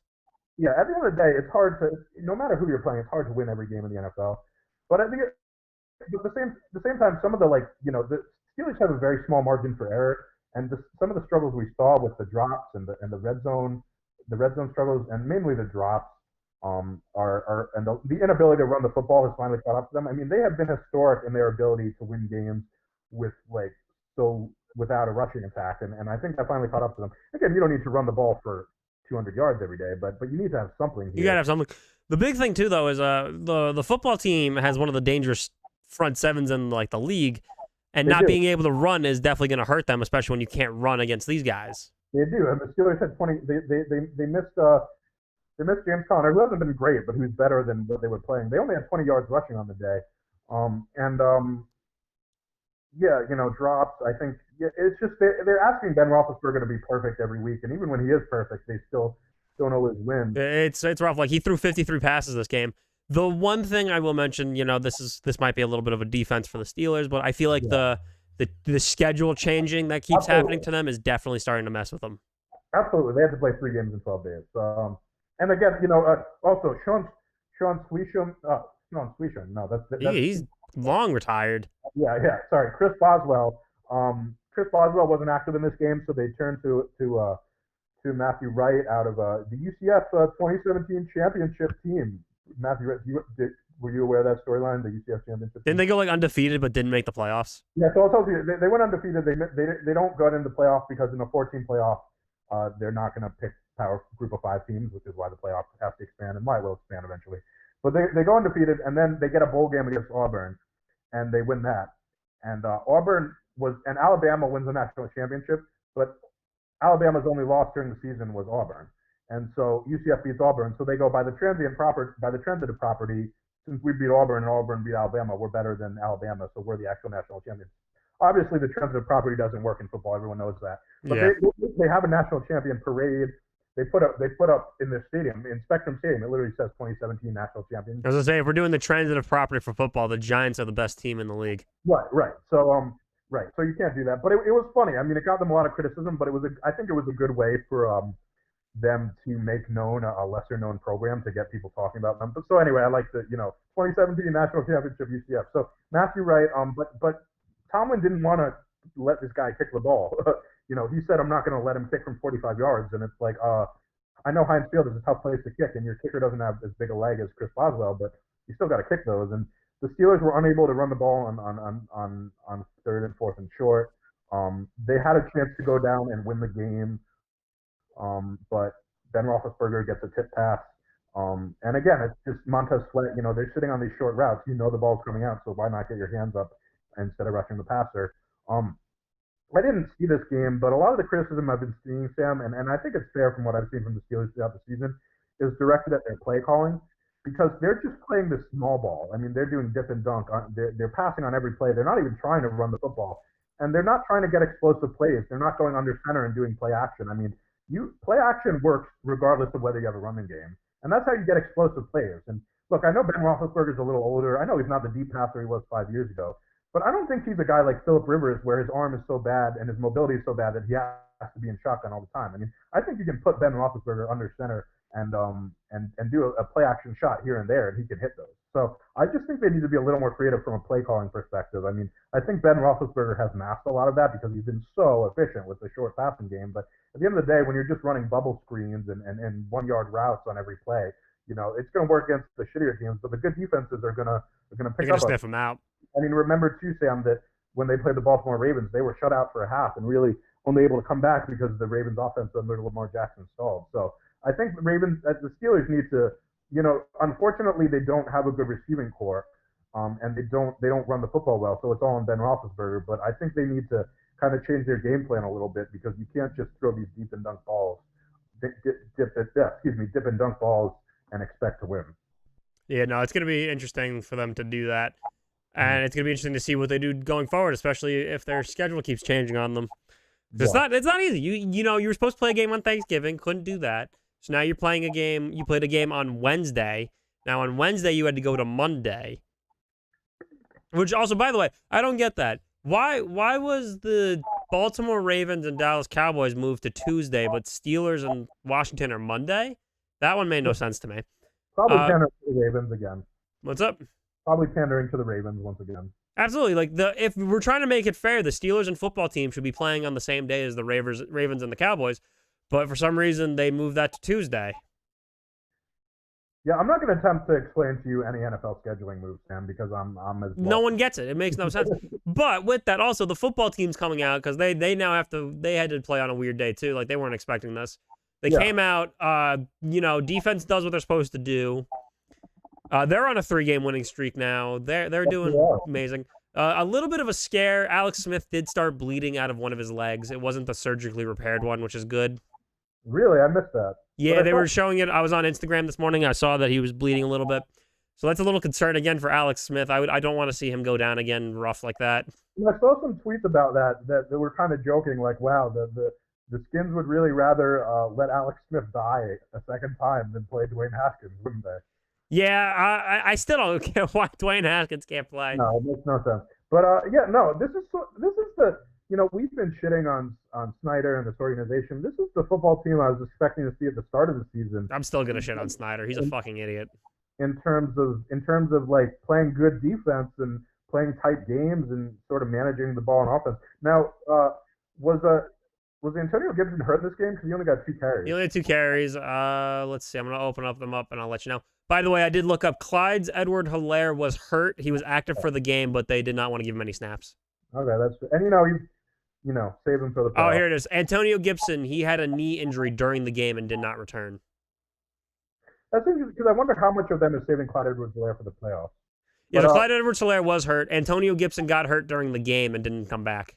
But you wonder how much that helped the Redskins and the football team, and that how much were the Steelers less prepared to have them kind of defend the dip and dunk here. I mean, Smith, this is Smith's career thing. Like, he does a lot of dipping and dunking, and he plays on teams that he doesn't play great, but he plays on teams that have good defenses, and he wins, and like he gets all the credit for it. But I don't know. Maybe it is an intangible thing. Maybe he always seems to play on teams that they're playing better than they were behind Dwayne Haskins, but it's working for them. They might bring him back. But yeah, this is the football team I expected to see earlier this year with some of just playing better on defense and being a tough team. And again, we've shit on the owners, we shit on how they've managed Dwayne Haskins. Still not a fan of that, but let's see what they do. Maybe they take some momentum here. They might make a swing here because you know what? They are now in second place behind the Giants in their division for a division that no one, honestly, this was the number I said that someone needed to win this division. And this is what you'd expect for a Ron Rivera coach team, right? Like a hard-nosed team that plays good defense and shows up every week. So I mean, Ron Rivera knows how to win trash divisions. Remember the NFC South when their winner was 7-9 and it was him? I do remember that actually. Yeah. So again, I'm glad to see this team turning it around, and let's see if they can maintain it and get some momentum going because Ron Rivera is a good coach.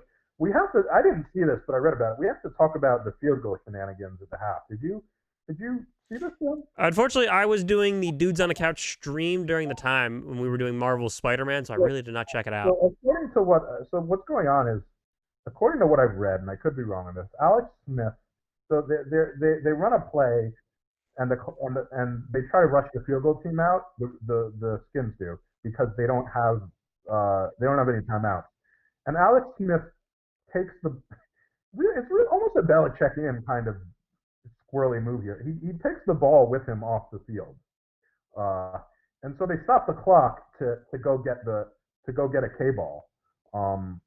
And by the time they roll the clock, the football team has their field goal unit on the field and they get a field goal. So, May I ask, was this at the end of the game or? Well, this was before halftime. But it gave them an extra 3 points here, which were huge. Was it Dustin Hopkins? He kicked a 49-yard field goal for good. Yeah, so it was sort of a squirrely move here. They're able to stop this. I mean, it reminds me Alabama-Auburn last year. Kind of reminds me of that game when they try to rush the field goal unit out, but they have a clock stoppage to measure it, and then so that gives them more time. They got to do something about this. It was weird because the K-ball rule. K-balls are for kickoffs, but I've never heard of a K-ball having to be retrieved for a field goal. And Dean Blandino, they asked him. They said, yeah, like. The refs can't stop the game here if the clock's running. Just use the ball that you have. And if Alex Smith is trying to get the clock stoppage by taking this ball off the field, then I think that at the very least has to be a delay of game. Take a 10-second runoff.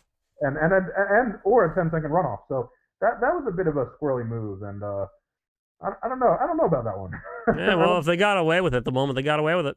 It's not illegal if you can get away with it, right? But that seems questionable to me. Absolutely. So why don't we talk about the last Monday night game? This one I actually really have no idea what happened. I looked up the Steelers and football team game because that was like, that was a big one. I didn't really look this one up because, again, we were still in the middle of our stream. We were playing Marvel Spider-Man. And I saw that Josh Allen had 4 touchdowns against the 49ers for the actual Monday Night Football game where they won 34-24. Yeah, so coming into this game, the 49ers were actually favored in this game. I think it was just by 1, but still, that confused me. That confused me because I fully expected the Bills to win this game. Josh Allen was phenomenal. He was 32 of 40 for 375 and 4 touchdowns. They did give Devin Singletary 18 carries. Zach Moss had a fumble, so he's back in the doghouse. But I led to a safety.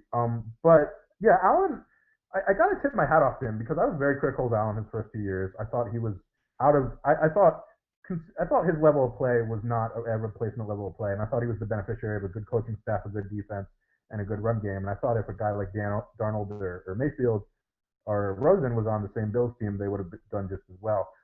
Now he was the beneficiary of all those things, but he's really taken his game to the next level this year, and he's developed, and that's the thing you can't predict. Like some guys will just, I think it's just an individual. Like he looked at his game, he looked at how can I improve, and he improved, and you got to tip your hat off to him because he is the leap from year 2 to year 3 is astronomical, and it's something you don't really see in this league anymore. I mean, this is sort of like an old school thing. Usually you get a guy sucking for a couple of years, and that's sort of it. And unless he has a late career coaching change, that's usually it. But Allen has really, Allen has really taken a step forward this year, and watching him play, and again, I think the fact that his team was so good and his coaching staff was so good had a lot to do with that because I think it allowed him to not have a lot of pressure on himself while he was still figuring things out. But you got to tip your hat off to him, and they just put it in his hands, Sam. I mean, they sort of go gun and let him do his thing. I mean, they show a lot of trust in this kid to make plays. They're not hiding him. They're kind of they let him fly. Like he's doing really well. they're letting him And cook. definitely having like Stephon Diggs is definitely a good compliment for him. Stephon Diggs is a huge pickup, but yeah, they are letting Josh Allen cook, and it's interesting watching him play because he's a little Mahomes-esque in terms of how undisciplined he is. I mean, he throws balls, foot pointing one way, arm going the other way. He sidearms it. He refuses to throw it away. I mean, he won't quit on plays. He's still a wild stallion out there, but he manages to do it without turning the football over. So it's you can deal with the craziness if you're not going to have turnovers, and somehow Josh Allen has managed to still have his unique style of sort of like unconventional and unorthodox kind of improvisational playmaking while still not managing to turn the football over. So, I again, he was great to start the season, fell off a bit in recent weeks, but at 9-3, he has this Bills team in really good position for the playoffs, Sam. Oh, he absolutely does. Like coming up too, like he's got the Steelers, the Broncos, the Patriots, and the Dolphins. Those are some solid games that they could easily win and take that momentum in. He is sixth in QBR, and in pass, I want to know how much of that is running the football. So, and in pass EPA, he's second behind Patrick Mahomes. So it's not like it's all him running the ball, which it was in the past. And to give you an idea of what an improvement that is, sixth this year. 2019 he was 24th in QBR and 24th in pass EPA. And then 2018, his rookie year, he was 31st in pass EPA, and in QBR he was dead last. Oh no, that's Josh Rosen. Sorry, Josh Allen. He was 24th. So he goes from 24th 2 years in a row to 6th. That's a huge jump. Hats off to him. And then I think we've said Cole Beasley also. Cole Beasley continues to he's up there. He's shining. Leaving like he was good in Dallas, but he's really showing here in Buffalo. Yeah, he's showing he has a lot left. I'm curious how old he is because I feel like he's been around for a while. And some of these West records. Oh, he's only 31. Wow. I guess because he's been in the league since 2012. I guess. Yeah, I was gonna say 2012 was when he was drafted. He was with the Cowboys the entire time. Came to Buffalo, and I think he's showing up more in Buffalo. But they're great. I mean, they're a great 1-2 punch. Stephon Diggs over the top, Cole Beasley underneath. Doesn't it feel like those two just complement each other really well? Oh, absolutely do. Yeah. Singletary. I mean, and Tyler Bass struggled earlier in the year, but he's coming on. He was 2 for 2 in this game. So, good-looking Bills team, really solid win for them.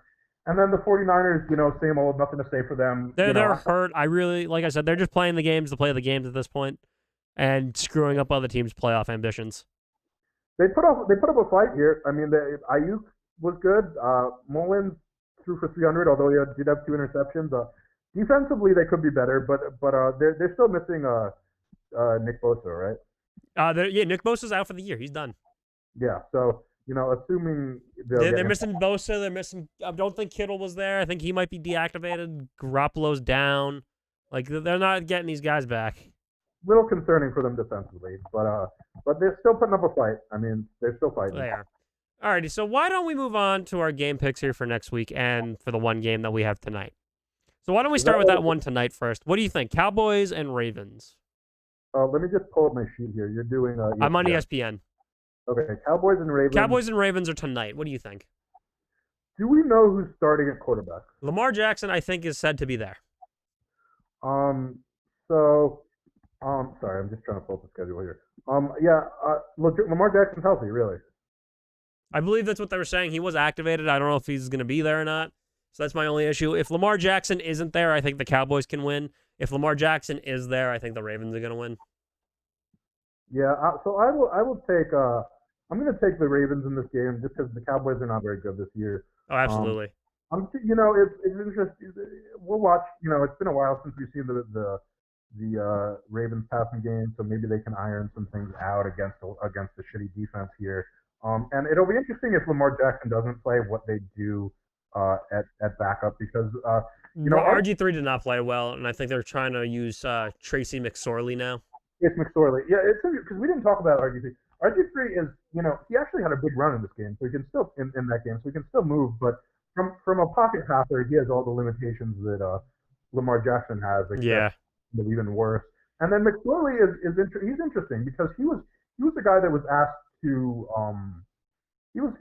people were asking him to change positions in the draft, and I thought that was strange because here's a guy he was Penn State's leading passer, I think of all time. So he was, I get he's not a starter, but as a backup, I'm curious to see what he can, and he can run the ball too. It's going to be interesting to see since he is just a rookie too, so I don't know what his future is going to hold here. I think it's his second year, Sam. Is it? I thought it was his rookie. No, I think it's his second. Yeah, because Sean Clifford started at Penn State last year, so it's his second. Yeah, he just didn't start any games last year. He was their backup. But yeah, I'm curious. I'd be curious to see McSorley. I mean, because he can run the ball too. He's more of he's almost like Sam Ehlinger. He's more of the Tim Tebow build. He's more of a fullback kind of build. More of a straight line kind of runner than like sort of an elusive Lamar Jackson type. But I think either way, I take the Ravens for that. Ravens, yeah. They're we've been saying all year, they'll figure it out. They haven't figured anything out. 6-5, aren't they? Yeah, they're 6-5. So they're they need W's. They're not. I mean, are they in the playoffs as is right now? They're in the hunt. They're in the hunt. So that's a no. so they're in the hunt. That's really it. Like. Unfortunately, no team is really in it right now. It's just surprising considering how they started the year. And even though I expected some regression from Lamar Jackson, I did not expect. I mean, they started the year 5-1, and then since their bye week, they've lost 4 out of 5. Let's see. Actually, the Chiefs clinched a playoff spot. Pittsburgh. Nope, Pittsburgh has not clinched it. How is Pittsburgh not clinched? Reason wins tiebreak. So. I guess the Chief has a better win percentage. I guess I don't know, but it says they haven't clinched. Whatever. Well, all right, they'll work. That'll figure itself out. But the Ravens do have an easier schedule here. Yeah, so the Ravens are technically the 9 seed right now because they haven't played yet. But they need wins. I mean, they have really fallen off since the bye week. Alrighty. So with that, why don't we move on to actual Week 14 now? Yeah 14. We have the Thursday night game that we're actually going to get, I guess. The Patriots and the Rams rematch of the boring Super Bowl. Yeah. Yeah, I think this one could go either way, but now I'm doubting myself. You have to go first. Okay? All right, I think Bill Belichick is going to be able to figure this out and take down this Ram team. I think the Patriots are going to take it. I was leaning Patriots until like just now. I had a. So I'm just looking at the Rams. They have won 3 of their last 4. I would think, I would lean towards Patriots, but they've been so inconsistent. This is really a coin flip to me, Sam. I mean, they're both inconsistent, but I think Bill Belichick is just going to do a better job coaching. Yeah, you know what? I'll take the Rams. Just why not? Why not? Alrighty. Sunday night, or it's not Sunday. Sunday day, 1:00. We've got the Texans visiting the Bears. And I'm gonna have to take the Texans on that one. Bears have a good defense, even so. I like Deshaun Watson, so I will take the Houston. Now this is one I don't have no idea for. The Cowboys are going to Cincinnati to play the Bengals. Yeah, I'm going to say Dallas. Just as bad as they've been, Cincinnati with that line Cincinnati is much worse without Burrow. with backup quarterbacks. I don't trust that they can do anything. And if Dallas loses this one, they really hit rock bottom. Absolutely. We got the Chiefs going to Miami to play the Dolphins. It'll be a good test for the Chiefs and for the Dolphins. It's going to be a good test for both, but I think the Chiefs are going to take this one. I will take the Chiefs. I don't know if I've noticed this more because there's no crowds at the games. Have you noticed the thing they do at Arrowhead when it's a Chiefs first down, the announcer goes like, "That's good for a Kansas City Chiefs." And I really haven't. I haven't really watched many Chiefs games. It's kind of silly, but so I will take the Chiefs. We've got Cardinals visiting the New York Giants. I'm rolling with NY, baby. I'm actually going to join you in that. I think the Giants can take down the Cardinals. Back in the New York groove. Let's do it. We got Vikings traveling to Tampa Bay to take on the Buccaneers. Yeah, as much as this has been off for Tom Brady and Bruce Arians in Tampa Bay, I would expect them to at home take care of business. I think the Buccaneers are going to take it too. Did you just say Tampa Bay? Tampa Bay, baby. I never heard that one. You haven't heard that, really? No. It's one of those jokes that's like it's so bad that it's funny. Yeah, I'm with you on that one. All right, we got the Broncos going to North Carolina to take on the Panthers. Is it North Carolina? Yeah, Charlotte, North Carolina. Okay, because it's just Carolina. I never knew it was North or South. Oh yeah, they're in North. I'm sorry, I didn't. The North didn't know you know. Denver at Carolina. I think I would take the Panthers for this one. I'm actually gonna take the Broncos. I will take that lowly Broncos team, and say they're gonna beat the Panthers.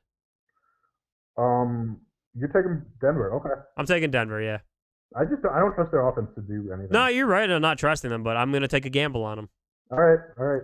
We've got the Tennessee Titans going to Jacksonville, Florida to take on the Jaguars. I would think this is a get-back game for Tennessee. I think the Titans need this game, and they're going to take it. Yeah. We have the Colts traveling to Las Vegas to play the Raiders. I think this one's a bit of a toss-up. Both teams have been inconsistent, but I'm going to take the Colts just because the last 2 weeks the Raiders have not been playing well. I think the Raiders are going to figure it out, and I think they're going to take this one. Yeah, I wouldn't be either way. We have the New York Jets, who I'm never going to call them by the Jets anymore if they lose this, or if they continue with Adam Gase. I'm going to call them the New York Gases from now on. And they're going to Seattle to play the Seahawks. I mean, as bad as the Seahawks were last week, I think they could probably beat the Jets. They're going to beat the New York Gases. You're right. Their backup quarterback. Hold on. Is their backup quarterback Geno Smith? Who? Yes, he is. Geno Smith is the backup for Seattle. Oh yeah. All right. So Seattle has Geno. Former Jet. Well, then I take that back. I don't know if they could beat the Jets with Geno Smith, but I was still thinking of that kid out of I don't remember where he's from, but they had a kid a few years ago that they got rid of. Whatever. It will be Russell Wilson though, so I'll take Seattle. Yeah, I was gonna say Geno Smith isn't starting. No, I was making a joke. I was saying like even if it was the backup quarterback. Oh no, okay, yeah, no, Geno Smith I don't think is. Then I realized Geno Smith was the backup quarterback. Yeah. All right, we've got the Packers traveling to Detroit to take on the Lions. I'll take the Packers. I will take the Packers as well. The Green Bay Packers. We've got the Saints traveling to Philadelphia to play the Eagles. I don't know why this game is on 425. It's just really a national game. Yeah, I don't get that one. Make it stop. Enough NFC East, enough Philly. It's like 3 weeks in a row, 4 weeks in a row, Philly's had a national game. Oh yeah, so I'm taking the Saints.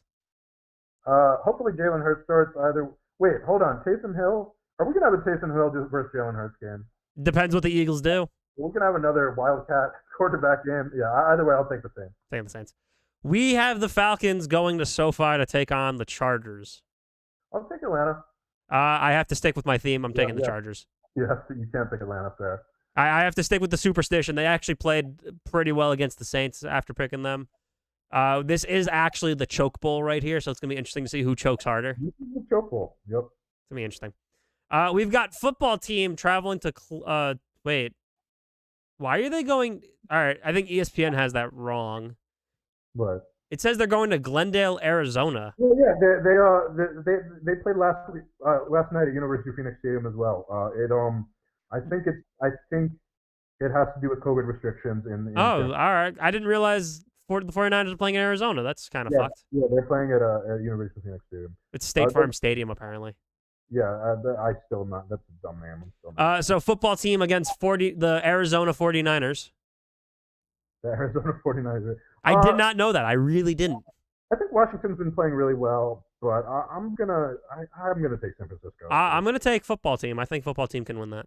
I wouldn't be surprised. Sunday Night Football, we have the Steelers and the Bills. So if this is probably the matchup of the week, and if in this game, if Pittsburgh had won last week like I would have expected them to, I would have taken Pittsburgh. But because they lost, I'm going to take Buffalo. I think Buffalo. I'm going to join you in the Buffalo pick because you know what? Yeah. That's going to be a rough one to win. This is a good Sunday night matchup, though. And now we have the Baltimore Covids versus the Cleveland Browns in Cleveland, Ohio. Yeah, this is tough without seeing. We have no idea what they're going to do, like, for the current week we're in, so I don't know how they're going to do next week. But based off of the way Cleveland played, I think Cleveland might take this one. Well, this is the thing. This is why it's hard, right? Because Cleveland is trending up and the Ravens are trending down. Having said that, I still trust that Baltimore defense to take care of Baker Mayfield. Until they get to that level, I'd have to see it to believe it. So I'm going to take Baltimore. I'm taking the Browns. All right. Alrighty, with that is going to wrap up our this week's episode. One point of news I would like to bring out during the recording. One of the college football games just got canceled. The number 4 Ohio State and Michigan game was canceled due to COVID increasing. Well, I'm glad because Michigan would have gotten destroyed, and Ohio State was favored by 30, and I'm sure they would have covered. I'm more interested. Gopi just texted me "Rip Michigan football," and I assume that was relating to this Ohio State game. But I was wondering if we finally got a contract update. But it looks like we haven't. I guess we were just talking about the Ohio State game. So yeah, this is interesting, Sam, because Michigan and Jim Harbaugh are at a standstill, and because this has been a horrible year for Michigan.